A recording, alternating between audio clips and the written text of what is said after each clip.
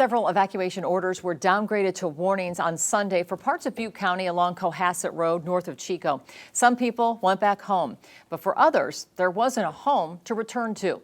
Action News Now reporter Margot Rowe spoke with a woman who faces rebuilding her home and her business.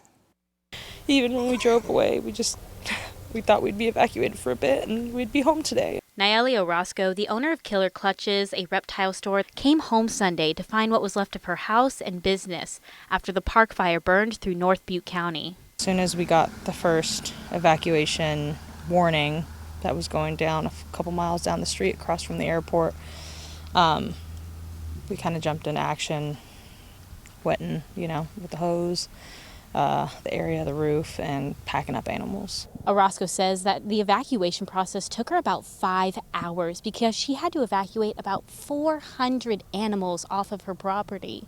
Her boyfriend drove animals in and out of the area to friends and community members who offered to help. But once the order went into effect, Orozco says that he was blocked from coming back in.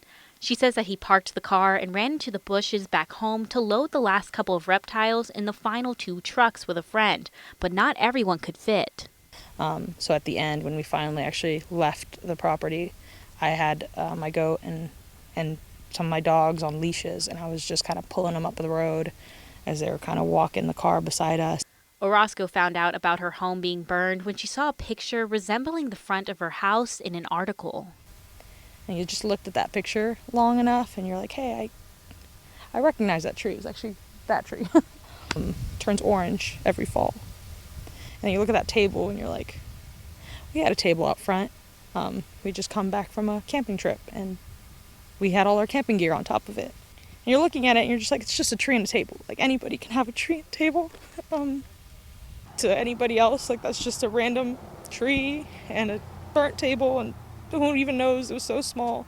I just remember running out. I'm staying at my boyfriend's mom's house in Red Bluff right now, and just inconsolable, sobbing and hyperventilating and showing them this picture, and I'm just like, and that's a tree, and that's the hat, look at the hat, and the table, and everyone's like, what are you looking at? And then the more you look at it, the more you know.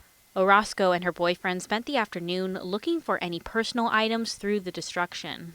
I guess it's just that hope that maybe you'll flip something over and it won't be ashes. Just anything, really.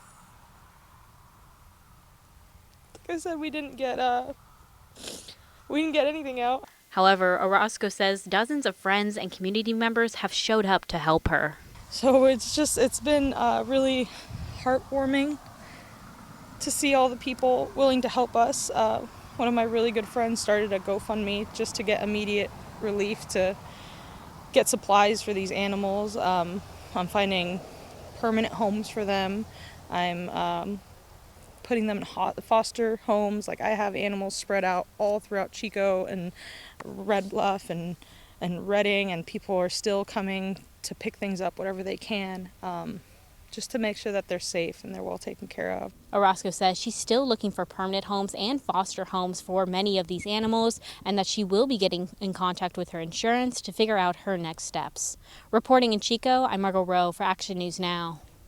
If you'd like to help her home those animals, we have that information on our website under this story on actionnewsnow.com.